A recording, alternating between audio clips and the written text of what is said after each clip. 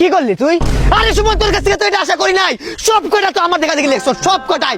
আমি স্যারে আমারে বলতে, রাকিব তুমি যদি আরেকবার তাদেরকে দেখাও তোমাকে আমি সাসপেন্স করবো। তারপরে জীবনের ঝুঁকি নিয়ে আমি তোদেরকে দেখাইছি যাতে আমি ফ্যাস হই আর আমার বন্ধু ফেল হবে। এটা আমি কোনোদিন মাইনা নিব না। একটা এলাকার ভিতরে তোরা কলঙ্ক লাগা দিব, এই জন্য তোদেরকে দেখাইলাম। তুই কত পাইছ? 33 টাকা পাস হইলো। হ্যাঁ, এটা কোনো 5 নাম্বার হইলো? তুই কত পাইছ? আমারে মার জুতা দিয়া, মার জুতা দিয়া আমারে মার। তুই কত পাইছ?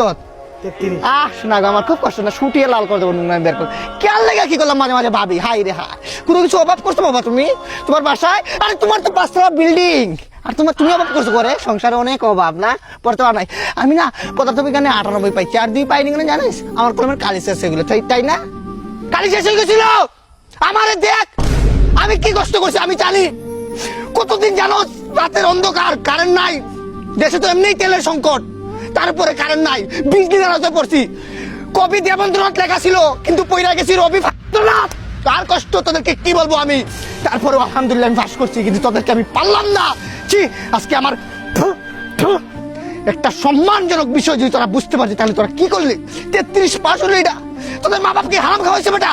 হ্যাঁ, এত সুন্দর পড়ালেখাটা কি করলি? সবকিছু দেখাইলাম, সবকিছু দেখাইলাম। সবাই বলতেছে রাকিব তোর বন্ধু কত পাইছে। 33 আমি কেমনে কমবো ভাই?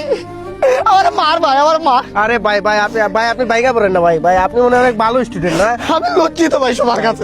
এই ওদের জন্য আমি পরীক্ষা ছাড়া আমার সাসপেন্ডের অভিশাপ দিচ্ছে জানেন। আমি তার কিছু পড়ুয়া করে নাই যে তোরা দেখ, তোরা পাস কর।